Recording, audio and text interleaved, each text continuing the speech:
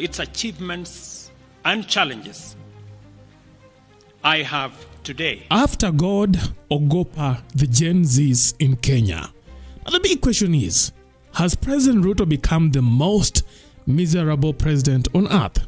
Now, just weeks after youths protested against his administration, he is gradually succumbing to pressure. Not only did he retract the Finance Bill 2024, but he was also compelled to dismiss all his cabinet secretaries following threats of street demonstration by the youths. I have today, in line with the powers given to me by Article 1521 and 1525B of the Constitution and Sections 12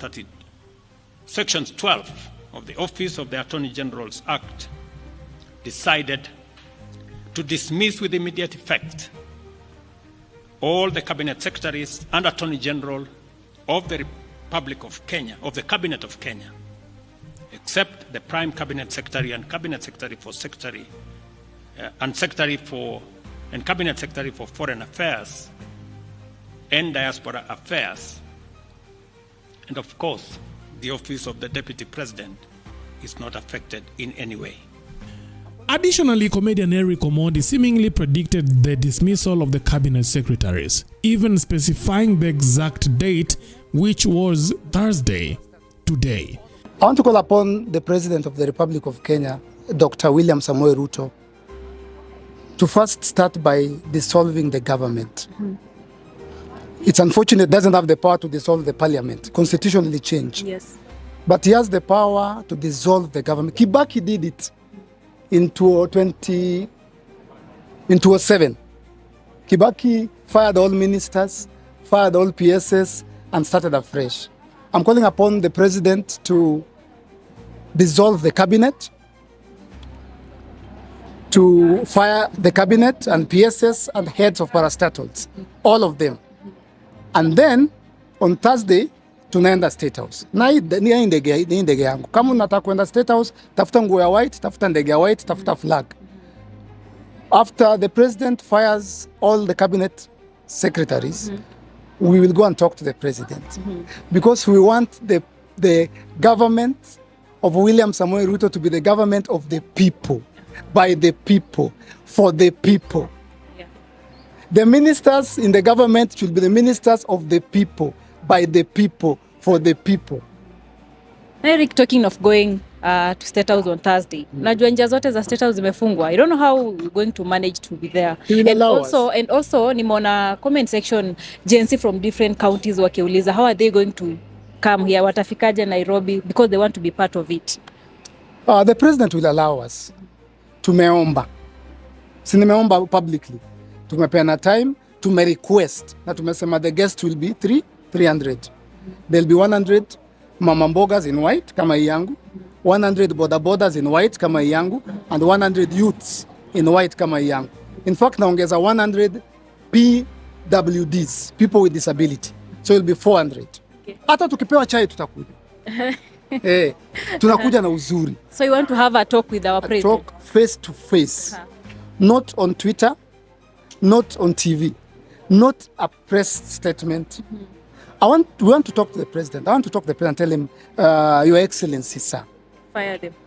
No, our fire sahi. Our sahi. Sahi. Unampatia siku ngapi? Sympathy, the president.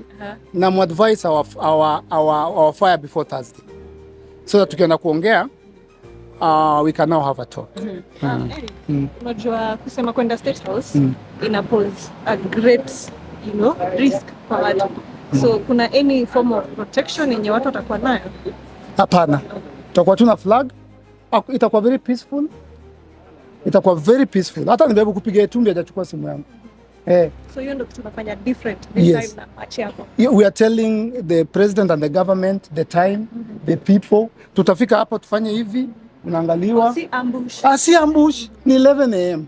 But agency pia ilikuwa peaceful, but kulikuwa na police pale. Uko sure hawa hatutawekewa pale polisi tia gas nini? Hapana. Wakitaka majina tutawapea. ID tutawapea. Utazuia aje wengine wale ambao watakuwa wanataka kujoin? Maybe Uganda. Tutapanga leo na kesho. Tuko na leo na kesho. Wednesday is late. Tutapanga leo na kesho. Out of respect, we will give names of 100 mama mbogas. We'll give names of 100 bodabodas. We'll give names of 100 people with disability. We'll give names of 100 youth. Hiyo list itaenda. Hata nitaandika leo. Yeah? Utumie president. Nitumie Itumbi, nitumie president. As Omondi mentioned, the president held a press conference at the State House on Thursday, announcing the termination of all cabinet secretaries linked to multiple graft cases, including corruption. Of the Constitution and Sections 12 of the Office of the Attorney General's Act, decided to dismiss with immediate effect all the cabinet secretaries and Attorney General of the Republic of Kenya, of the Cabinet of Kenya, except the Prime Cabinet Secretary and Cabinet Secretary for Cabinet Secretary for Foreign Affairs and Diaspora Affairs. And of course, the Office of the Deputy President is not affected in any way. I will immediately engage in extensive consultations across different sectors and political formations and other Kenyans, both in public and private, with the aim of setting up a broad-based government that will assist me in accelerating and expediting the necessary, urgent, and irreversible implementation of the program that we have, including other radical measures and programs to deal with the burden of debt, to explore raising domestic resources and revenues, expanding job opportunities, eliminating wastage and unnecessary duplication of a multiplicity of government agencies, and slaying the dragon of corruption, consequently making the government of Kenya lean, inexpensive, effective, and efficient. During this process, the operations of government will continue uninterrupted under the guidance of principal secretaries and other relevant officials. I will be announcing additional measures and steps in due course. And we can tell from the president's announcement, all the cabinet secretaries right now are jobless, apart from Musalia Mudavadi. Wow. Anyway, what are your thoughts? Are you impressed with President Ruto's latest move of firing all his cabinet secretaries? Leave your thoughts in the comment section.